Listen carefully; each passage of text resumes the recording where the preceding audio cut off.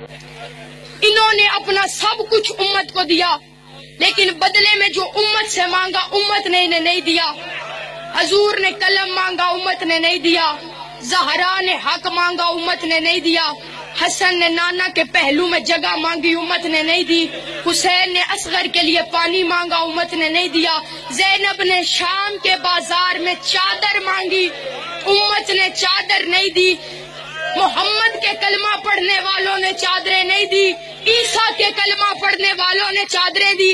जब ईसाइयों की बस्ती से ये सादात का लुटा हुआ काफिला गुजरा, कोई पत्थर किसी ने नहीं मारा। पादरी कहता है मैं पता कर लूं ये गरीब कौन है, कोई तमाशा देखने ना आए। बीबी ज़ैनब ने सज्जाद से पूछा, सज्जाद बेटा इस बस्ती में कोई नहीं रहता?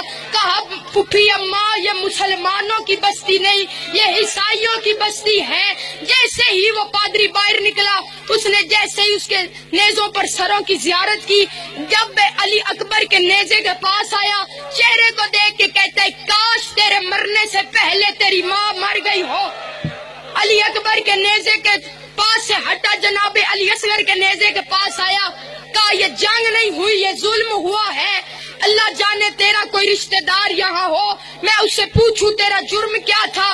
जैसे ही 4 साल की बच्ची ने ये फिक्रे सुने, कहा फूफी अम्मा पहले तेरे भाई के बारे में पूछते रहे हैं, अब मेरे भाई के बारे में पूछ रहा है, मुझे इजाजत दे मैं इसको बताऊं इसका कसूर क्या था। जैसे बीबी सकीना को इजाजत मिली, पादरी के पास आई, दूर कह के कहती है पादरी पर्दा कर। पादरी ने मुंह पे मातम किया, जिसकी 4 साल की इतनी पर्दादार है, उसकी बड़ी अल्लाह जाने कितनी पर्दादार होगी। कहा बेटा तू कौन है? पादरी ने पूछा बच्चा तू कौन है? कहा मैं हुसैन की यतीमा हूँ, मेरे बाप का नाम हुसैन है। हुसैन का नाम आया, पादरी कांपने लग गया। कहते बाजार का माहौल ठीक नहीं, तू मुझे कान में बता